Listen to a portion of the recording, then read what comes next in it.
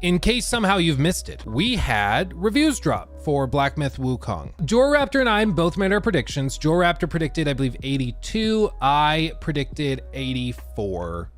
It looks like Joraptor is going to take the cake, however, because it is now sitting at 82. We were both in the ballpark, but Joraptor once again just hit the nail right on the head. Say what you will about Joraptor. He is very, very good at predicting Metacritic scores. This is like the third time we've done this where we make our predictions like a week ahead of time, and then he gets it like exactly right. It's kind of ridiculous, but anyway. The reviews are generally favorable. Honestly, a score in the 80s is a good score. What you have to look at is why it was pulled down from like the 9 range, because that's going to be different for each game. It could be that it's a 9 out of 10, but the last third of the game gets to be pretty rubbish, in which case, okay, it's going to get penalized that way. But it could also just be, it's a really amazing 10 out of 10 game, but it's like super broken. So we're going to like ding it a couple points, in which case that will tell you more. Maybe I wait to buy it at that point. But if we look at the reviews, we'll pull up a couple of big ones, like full actual reviews, and look at them here in a second. But just in terms of broad strokes to give you an idea, Gaming Bolt gave it a perfect score. Black Myth Wukong delivers breathtaking combat, stellar production quality, and unforgettable boss fights.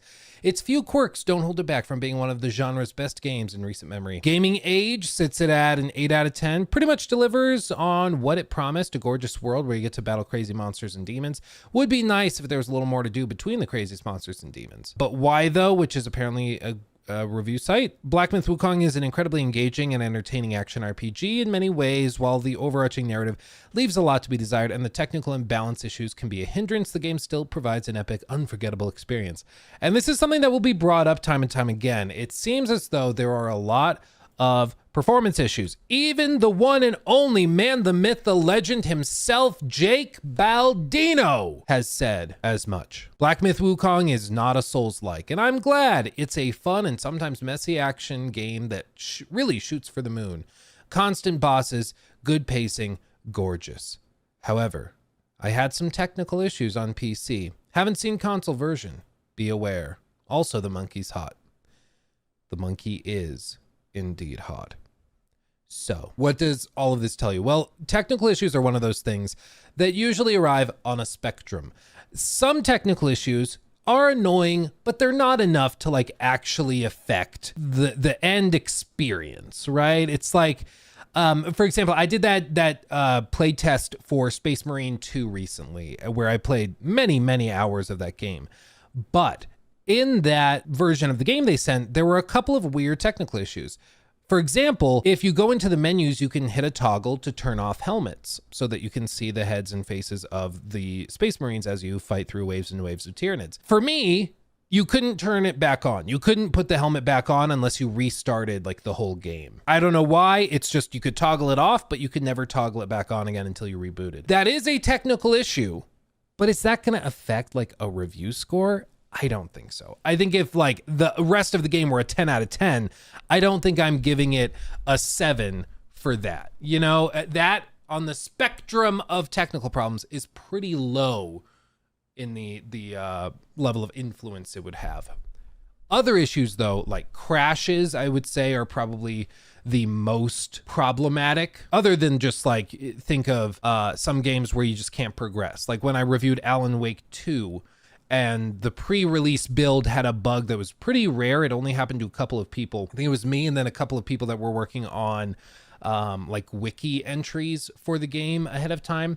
They also had it, but basically it was a problem that just locked you out of the end of the game. You just could not progress in the story anymore past that point because something needed to happen for a door to unlock and then you move through, and that just never could trigger for me, so I just couldn't finish the game. They did end up fixing it like right at launch basically, but by that point they were like, yeah, you have to restart the game for it to take effect. That is an example of a very extreme technical problem where you would expect the final score to be dinged. With Black Myth Wukong, it seems as though there is a pretty wide variety of technical problems, including things like crashes and stuff on PC.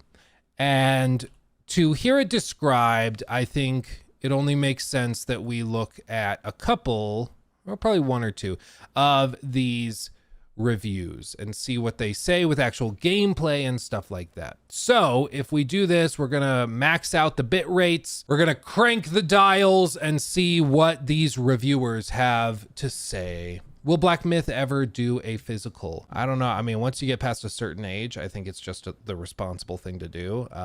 Even though it's a little scary, I think everybody should do it. Certainly, I think everybody should. As for a physical version, I think they said in November. Are they doing a physical one in November? I'm not sure. Let's see what this is. Hey y'all, Mitchell Saltzman here. I'm the reviewer of Black Myth Wukong, and just a quick note about this review. As part of the embargo agreement set for this game, I am unable to show you footage beyond Chapter 2, which presents a bit of a problem because a lot of the technical issues that I have with this game that I specifically call out in this review occurred after Chapter 2.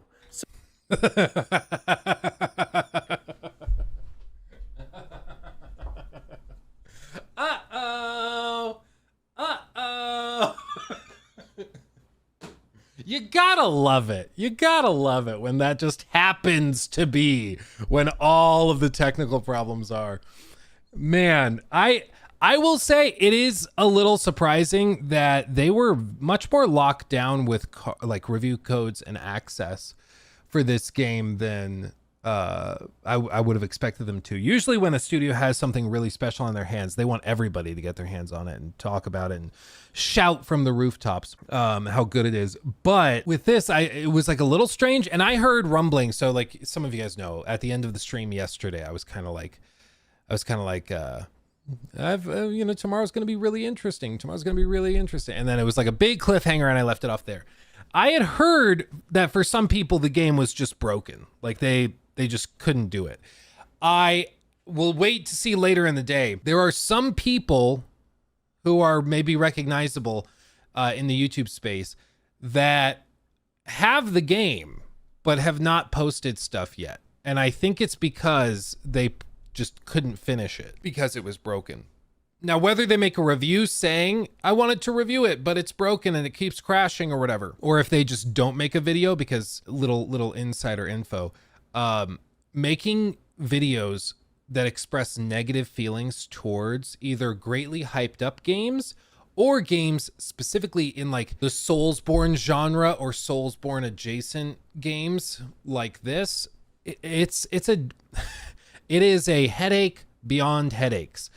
Like the fan bases around these are pretty vitriolic when you step out of line and maybe point out that there's big problems with something, which is why there's been many instances where people like that don't really love something about like Elden Ring, they won't make a video expressing that or talk about it because they don't want to end up in an Actman video or something. It's just, I think because of the impassioned fan base, a lot of people just end up, if they have something not nice to say, they just don't say anything at all because that's just frankly easier. So we'll see if those people end up actually making videos or posting videos today, or if they're going to wait till patches come and then do a review in a week or two, or maybe just never cover it at all. But it does seem like there were many rumblings, okay? Many rumblings of technical problems. And to hear that like pretty much every reviewer who touched the game on PC is expressing that is pretty interesting.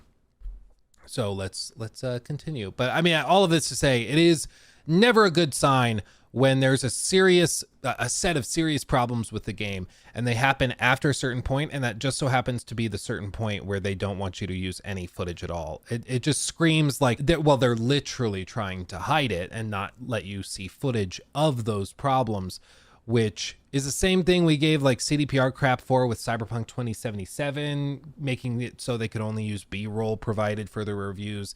And you could talk about the bugs, but you can't show the bugs, so people don't see how bad it is. And it's just a slimy thing to do, you know? It's just a slimy thing to do. So I'm unable to actually show them. So we're going to do 2 different video reviews this time. This first one will abide by their restrictions and only show footage from the first 2 chapters, but we will also be posting a more complete review with the relevant footage added in on launch day. And with that, on with the review for Black Myth Wukong. I think that's the best way to do it. Call it out. I've never been so utterly blown away, yet simultaneously so unbelievably frustrated by a game as I have been with Black Myth: Wukong.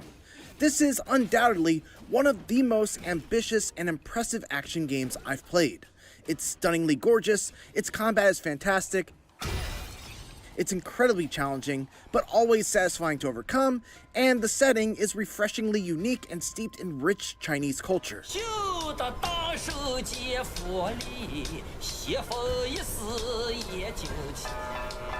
Despite all of We that, found our new it often podcast feels like it's theme barely song. holding it all together. I suffered numerous crashes, despite having a top-of-the-line setup with the GeForce RTX 4090. Not to mention the multiple times I fell through the ground and died in the final phase of a boss fight, or the way characters would randomly switch from English to Chinese, or the way the dialogue audio would just drop out altogether and leave me completely in the dark during an important cutscene. It's a rickety roller coaster for sure, and there were definitely spots during the ride where I was not having a great time.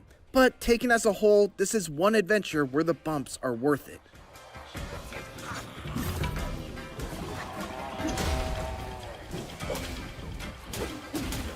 Monkey magic. Man, it's just really unfortunate. I'm excited to see like the Digital Foundry breakdown of some of these, because like this isn't just performance issues, because there's usually two things that are expressed in reviews like this: is it's technical issues or it's like performance issues. Performance just being how steady it can hold to the target frame rate and retain its resolution, blah, blah, blah, like that type of thing. But technical issues are when you're like falling through the ground where there's a bug happening. There is some piece of code that's not executing properly. You're supposed to always stay above this plane and something's causing you to fall through it. That's a problem. You got to fix it. And I don't know if I know some people are hopeful that this gets fixed day one, but like with a day one patch, but I think that it sounds like there's a lot of these problems. I'm not sure if it's going to be a quick and easy fix. Brad, thank you for the 3 months. That jiggle though. Jiggle, jiggle, jiggle. Black Myth: Wukong's story is somewhat of a follow-up to the classic novel Journey to the West by Wu Chengen, a book that I only personally know thanks to very loose adaptations like Dragon Ball and Enslaved Odyssey to the West. That surface-level familiarity didn't help much though, as the interpretation that the developers at Game Science have crafted here is laden with references to characters and events from the novel without doing a great job of bringing you up to speed on who Sun Wukong is or what he encountered on his titular journey. I had to look online to understand who Zhu Bajie was, what his history with Wukong is, and what the significance of certain encounters were, because otherwise I'd have been completely lost at times. You play as the Destined One, a literal monkey who wakes up one morning and decides to A literal monkey as opposed to a figurative one. set out on a roughly 40-hour journey to locate the 6 relics of Wukong. While the moment-to-moment storytelling is fairly unremarkable, largely due to a mute protagonist and side characters that aren't given enough screen time to develop, each of the 6 self-contained chapters culminates with a stunningly gorgeous animated vignette that tells a short story about that chapter's main antagonist. Each one is done in a completely different art style, with one drawn to look like a storybook, another using stop-motion animation, and another done in the style of an anime. Every single one of them is beautiful and poignant, and I couldn't help but wish that the main story managed to move me in similar ways. Apes of Wrath. My initial read on Wukong was that it was a Souls-like, given the checkpoint system, the stamina bar that governs your actions in combat, and the dodge-heavy fighting style. But It's so funny that everybody gets that impression, and yet they've had to come out so many times and be like, it's not a Souls-like, it's not, please stop saying that, please. Because everybody thinks that.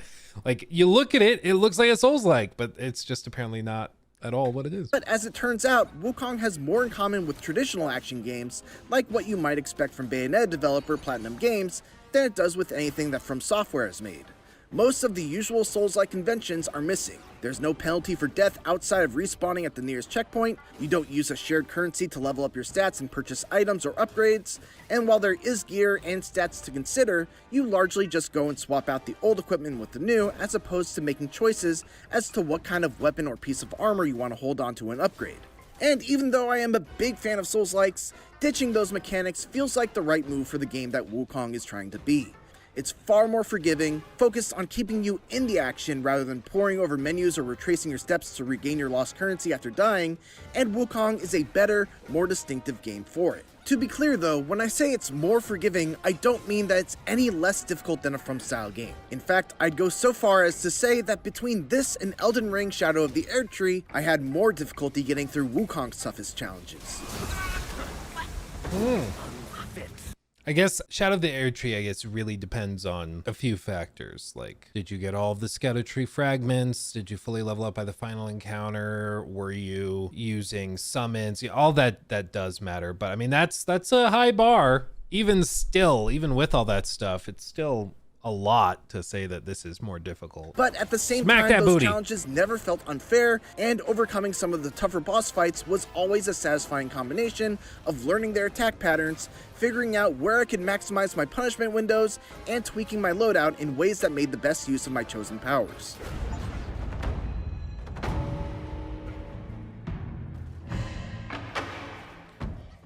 Oh, I think you can get canceled for referring to this song now. You gotta be careful. You better be careful. Yeah, everybody was kung fu fighting. You gotta be careful, man. You're not allowed to like that song anymore. Wasn't there a story of somebody like in the UK who sang it at a karaoke night or something and then like lost their job? Like it was like a whole thing. Combat in Black Myth Wukong is simple and elegant, thanks in part to some find tools that. that are I'm pretty really sure fun to that play was a around thing. with. Success hinges on a delicate balance of Twitch reflex style gameplay mixed with careful resource management that largely revolves around a focus meter, which builds up when you land hits and perfectly dodge enemy attacks. You gain a focus point whenever that meter fills up, which you can then spend in the middle of a light attack combo for a varied combo, or you can just use a heavy attack on its own for a powerful strike that can be charged even further if 2, 3, or even 4 focus points are consumed all at once. That's cool. You also have access to a small handful of spells, governed by a mana meter, that are versatile enough to be useful in a wide array of situations. The Immobilize spell, for instance, freezes enemies for a short time, allowing you to get in some quick hits and potentially stagger them to allow for even more free damage. Cloud Step turns you invisible and creates a decoy for your enemies to focus on while you break away, heal up, and then hit your foe with a surprise attack that can crit. Dude, it's straight up Echo Knights from like D&D. We just had a D&D session last night in the game I'm running for some friends, and there's a subclass of fighter where you can use like Echo Knights, and you project basically an echo kind of like this off into the distance that appears like a black and white version of yourself, and then you can warp between them for like warping around. It's pretty cool. It's a pretty cool concept. So yeah, just sorry, that's what it immediately makes me think of. Yeah, I tried to quickly Google everybody was kung fu fighting UK something or other. I can't find anything. So maybe I had that in like a dream. Maybe you are allowed to like that song now. Thank God, because it's a good song. Rock Solid briefly turns you into a statue that will cause an enemy's attack to bounce right off of you, giving you an opportunity for a counterattack. Ring of Fire creates a barrier around you that will initially repel enemies and grant you some health restoration, along with enhancing any stat-altering drinks that you may use while standing inside of it. And finally, there's my personal favorite, a Plug of Many, which lets you make multiple clones of yourself to all gang up on an enemy at once. How is that not just super broken? Separate from that, you've also got transformations, which allow you to morph into powerful creatures that you've already bested in battle. What's really cool about these is that they don't cost any mana, they're tied to a very lengthy cooldown instead, and they turn you into a totally different character, complete with an all-new moveset, special moves that use their own focus meter, and more. For example, one of the first bosses that you fight is a wolf with a fiery dual blade that has a lightning-fast dash attack. When you defeat him, you'll gain his transformation and be able to do that very same dash attack to your enemies, and once you build up its focus meter, you'll even be able to do a hugely powerful leaping strike that can ignite foes and deal damage over time to them. That's just freaking clever, because the devs like have already built the boss and the moveset, so why not just give the player access to it as well, you know? Like, that's just kind of clever. I like that. That's super cool. And then finally, there are spirit skills, which are earned by defeating certain more powerful versions of enemies and absorbing their essence into your gourd. These are effectively transformations that only last for one attack and are also tied to a fairly lengthy cooldown, but it's great to be able to, for example, use the Wandering Wight's powerful headbutt attack to get an extra stagger after immobilizing an enemy. That's These just spirit cool. skills can also be leveled up, which makes it so that even the early game spirits never lose their strength as the campaign rolls on. It's an excellent blend of options, especially when mixed with some truly incredible boss fights. And Wukong introduces all of these elements at a thoughtfully measured pace, so I never felt overwhelmed. Make no mistake, the Destined One is extremely powerful.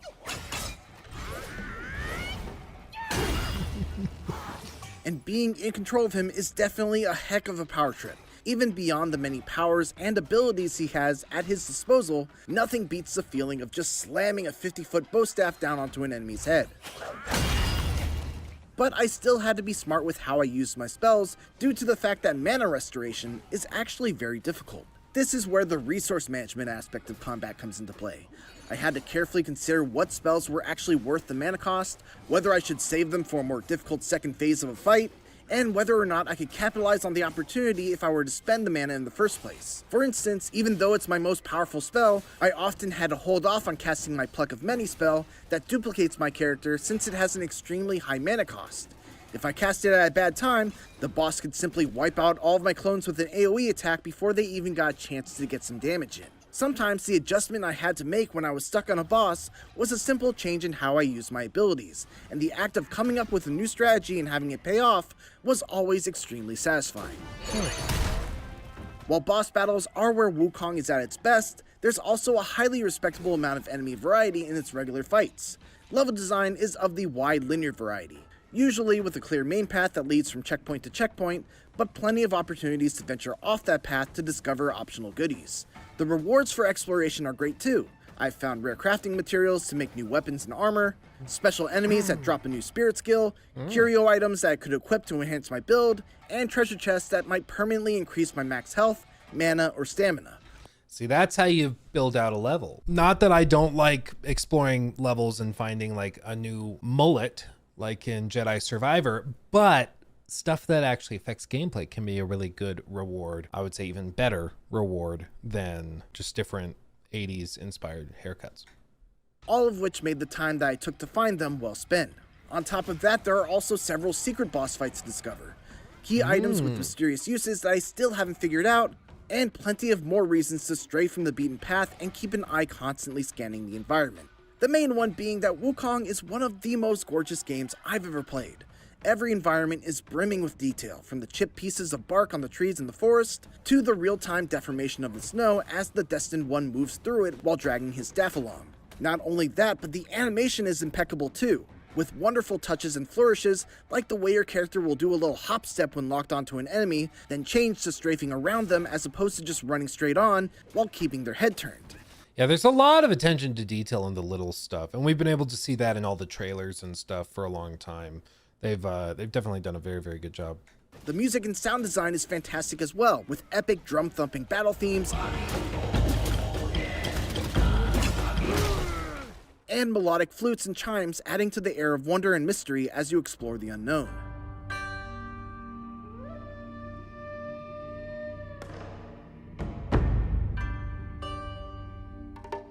All that said, this game really would have benefited from a map, plain and simple. The lands you explore in Wukong are beautiful, no doubt, but they're far too big and too crammed with secrets to not give you some sort of navigational help, especially the second and third chapters. This, along with the fact that it's aggravatingly hard to tell what obstacles can actually be climbed over and what's an invisible wall, can make exploration quite cumbersome. It's a good thing that the rewards are worth it. Yeah, that is kind of annoying. It's the same thing that like God of War had that problem with it, because Kratos didn't have a jump. So like you'd get up to a barrier that's waist height, and some of them you can just hop right over. Others, he's like, we have to find another way. It's like, bro, you just jumped over something half the size 5 seconds ago. Why can't you jump over that? You know, it's just, it's just funny.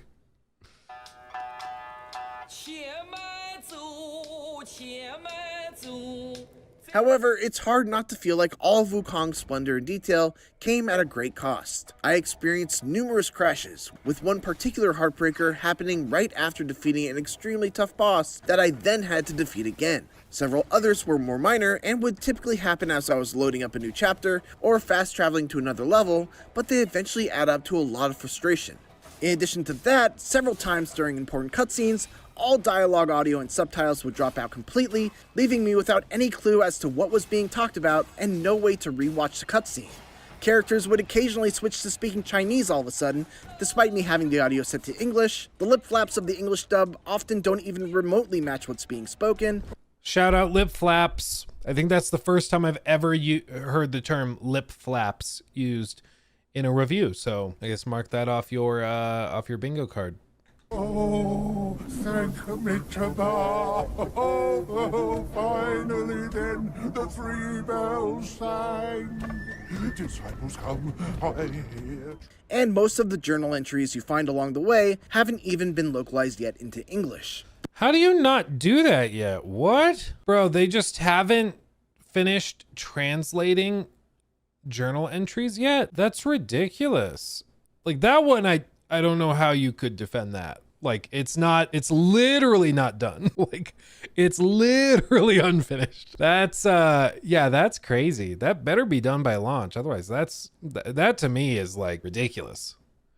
Granted, I'm sure the reason that they feel like it's fine is because, let's just be honest, I would guess on the grand scheme of things, the percentage of players that are actually going through and reading all of these is probably pretty low. So they're like, they won't have good notice. Still though, literally haven't finished translating the game. Like what? They haven't even been localized yet into English. The worst though was one particular fight in which the boss would plunge me down through the ground during the transition to its final phase, only to have me fall through the world once I regained control of my character. This kept on happening to the point where I thought my game was unavoidably bugged and I wouldn't be able to reach the end. But my insanity of trying the same thing over and over again eventually yielded a different result for no discernible reason. These are the kinds of technical problems that Game Science will hopefully look to address in post-launch patches. And it's not outside the realm of possibility, as even Cyberpunk 2077 was eventually whipped into shape after its own buggy launch. I hope that it's true, but the point is like that should have never been a problem.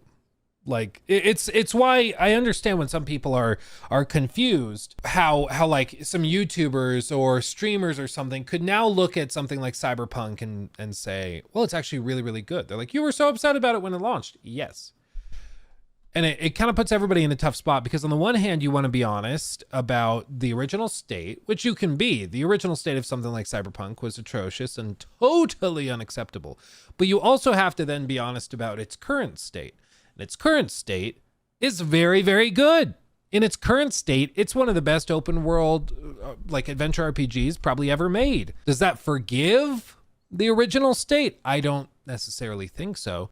Does that erase that part of its history? No, but you also have to acknowledge the current state that it's in. But having said that, I think people were totally justified when Cyberpunk launched at being outraged, at refunding the game, at returning it. Like all of those were perfectly justified actions because of the state it was at that time. And so in this case, yes, eventually they could fix up Black Myth Wukong and get it running the way that it should have been running from the beginning, finish translating the menus and journal entries. They can eventually get there, but the point is it should be there on day one. Like it should be there day one. And it's why I do think it's an interesting perspective I've heard portrayed from some people where they say, no, even with Cyberpunk having been fixed, I refuse to buy it because I don't want to give them any sort of money after that disastrous launch. And I do think I can understand that perspective from people where they're like, you can't let them get away with it by just buying it at full price later, you know? And I get what they're saying. But all of that to say, it's kind of, you know, a tangent, but all of that to say, yes, they probably can eventually fix Black Myth Wukong, but it should be fixed day one. Like it shouldn't be a problem to begin with. That those fixes come swiftly, because while I still wholeheartedly think that the things that Black Myth Wukong does so right are worth dealing with those problems, I would love to be able to recommend it without those caveats. Verdict. As Game Science's debut action game, Black Myth Wukong is mostly a great success, despite some major technical black marks and localization issues that are likely to cause some frustrations at launch.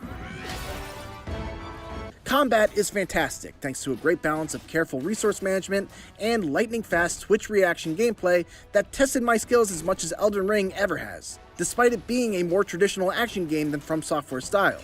Not only that, but there are a ton of exciting boss battles, a great variety of enemies, and the world they inhabit is an absolute treat for the eyes and ears.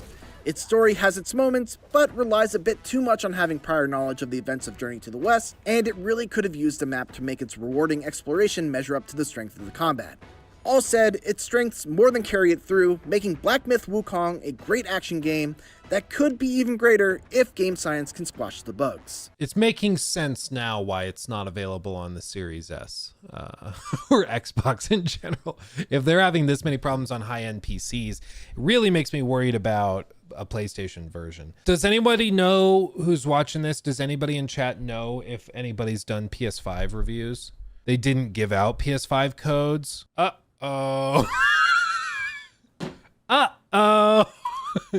That could be bad.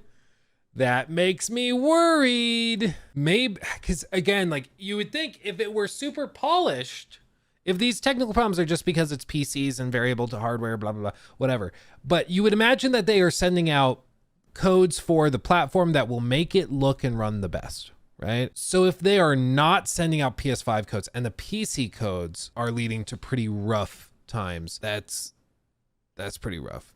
Jacob says, yeah, Push Square says they haven't even gotten their code yet. It's like back with Cyberpunk again, where I asked CDPR for codes. I was talking with one of their employees in an email chain, and they're like, yeah, and what platforms would you like to review the game on? And I sent back the email and I said, oh, I would like to review it on PC, but you know, I'd really like to cover it on, I think I said Xbox at the time, because I had an Xbox One X, and I was like, the consoles will probably be the best platform. It's probably the most polished there. So I'll do a 1X code if you have it. And then if you also have a PC code, great. And it seemed as though every YouTuber that requested a console code first and a PC code second, none of them got review codes for that game, which is a little funny. But yeah, I mean, I'd be worried about that. I'd be worried about that. I was going to pull up another review that I have the link archived. The reason I do the archived links is because once it's archived, they don't get any ad revenue from this, because it's almost like printing out the article. So you can look at this as many times as you want, but Screen Rant isn't getting like paid for it. And the reason I did that is because I feel like this whole review is it's written in my opinion, bad faith. They went into it wanting to tear it apart for being made by a sexist and bigoted development company, and they wanted to hate it and to be upset about it. Even still, they give it a 3 out of 5, and they say combat's fluid, cinematography can be breathtaking at times, great diversity in items and mechanics, but its con is that it's lacking in inclusivity and diversity. And basically they just say that it's because there's not enough women in the cast. Now, in my opinion, this is a game where you are playing as a monkey, fighting bears, tigers, snakes, dragons. It's pretty varied. Dare I say diverse. And like bringing up, it's almost like one of those immediate red flags where you see it brought up, or you see the hit piece that IGN did on it brought up. And yeah, you can see right here, it's an archive of the IGN, how Black Myth Wukong developers' history of sexism is complicating its journey to the West. So they're even bringing it up here. And again, we've looked at that. We talked about that in the Skeptical Look video that we did on the main channel.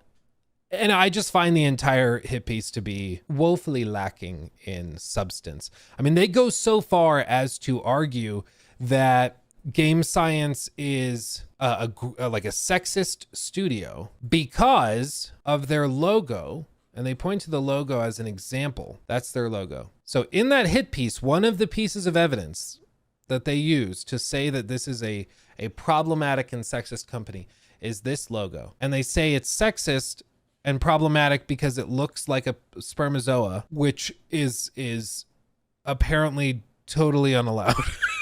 I'm like, okay, let's just flip it. Imagine if the logo looked vaguely like fallopian tubes. Would you then be calling for the studio to be boycotted because of that? Like, what does that even mean? Like, what are you talking about? It's such a stretch. It's unbelievable. It's such a stretch. So I find it absolutely ridiculous. The whole article, they find some examples and some posts on social media from years ago from a couple of the like design directors and stuff, where depending on what you use to translate it, it can be seen as crude or it can just be seen as awkward poetry. We had somebody in chat who was Chinese and was telling us their actual translation from what they were reading on it. And they were like, yeah, I mean, I would see this post as like kind of crude, but I would not consider this to be like a cancelable offense or anything like that means the studio and this game they've spent years making should be canned. Like, it's such a Puritan approach to games journalism. It's frankly ridiculous. And that's why I don't want to encourage it, even indirectly, by going to the actual website and giving them ad revenue. I've met some of the people from Screen Rant, not this reviewer. I don't even know who this reviewer is. Senior staff writer has reviewed. Looks like they do quest guides, lots of Minecraft and Fortnite stuff, Fallout London. Expertise is in Baldur's Gate 3, Minecraft, and Elden Ring. Went to King's College in London. Wow. The King's College? Oh, good heavens. So I'm not going to encourage it because I think that having a Puritan approach to critiquing art is one of the most toxic and potentially destructive things for civilization on the whole. I just don't think you should encourage critiques of art that hold it up to some sort of Puritan standard that nobody would ever hold themselves up to. Nobody would ever withstand that scrutiny because they're looking for literally any little bitty thing. And then that's enough for, it's like, okay, well, got to cancel it now. Their logo looks kind of like a sperm. Pack it up. You know, it's such a stretch. It's ridiculous. It's just ridiculous. So anyway, we'll leave it there. Let's see. Mandreate. I'm sorry, that was painful. Thank you for re-upping your sub on Twitch with Prime. Thank you, my friend. 4 months. Oh, baby. Thank you. Remember how IGN apologized for writing an unverified hit piece on the game? Me neither. Yeah. No, they still reference it in like everything they do. They still reference it. Even this art or this review from Screen Rant references that as a reason to ding the game's final score. It's just, that's why when I say bad faith, like they went into this wanting to ding it. Like they went into it with some outside thing. And like, if you're going to fully disclose it, so be it. Like if I go into a review for, I don't know. I don't even know. If I went into a review for, Sonic the Hedgehog Mania 2006, whatever. And I'm like, from the outset, let me be clear. I'm not really into Sonic games. And I've heard from a lot of people that this is a dumpster fire of a game. So let me just get that out of the way up front. Then, okay, you clearly stated your biases, at least as far as you're aware of them. And now we can go into the rest of it. But what drives me crazy is when somebody's trying to present it as like a super level-headed and unbiased review when it clearly is not. Clearly it's not. They went in wanting to find things to dislike about it. They couldn't really find anything other than technical issues. So they just ended up poking at that. And then the lack of diversity in the cast of monkeys, bears, and tigers. Yeah, what does Sonic turn into when he's going really fast? A ball. What are balls? Testicles. Sonic is the most sexist game of all. Why is that sexist? Because it's sort of male. It was right in front of you the whole time, and you didn't see it because you didn't want to see it. Oh my God. Having said all that, it seems like Black Myth Wukong is a really solid game, but it is a solid game that is mired in technical issues and bugs, crashes, and stuff like that. And the fact that they have not sent out a single PlayStation 5 code, that gets me pretty worried. Because typically these studios will send out the codes for the platforms, which will make their game look the best and perform the best. So if the PC version has all of these problems, granted it looks pretty, but if it has all these problems, it gets me real worried about the PlayStation 5 version. Because at the very least, I think it's fair to conclude it's not going to be better than the PC version. It's not going to be better. And if it's not better, it's pretty easy, especially when you hear that there's other technical problems, pretty easy for it to end up being worse, I think. So we'll see. But yeah, GameSpot's review didn't mention technical problems, weirdly enough. Really? I mean, where did they land with it at the end of it? 8. Story assumes level design is dull. Do they really not mention anything? Yeah, it ran exceptionally well for me on PC2, compiling shaders at the outset to prevent the dreaded Unreal Engine 5 stutter. Ran exceptionally well. Yeah, some people are saying the reason for the difference and the disparity between Chinese outlets that are reviewing it and American outlets is probably the knowledge of, like, the cultural differences, the knowledge of the story and everything. And maybe that is the case. Maybe that is what's doing it. But I think it's also, it's interesting to see that IGN China gives it a 10 out of 10 and then IGN US gives it an 8 out of 10. Granted, they're just two individual reviewers that could score it differently. And I'm sure there's a bit of pride if you're from China and then a Chinese development company is putting this out. Because they haven't really broken into this type of game before, at least anywhere near as on the global stage as Black Myth has ended up. So maybe. He took my thing.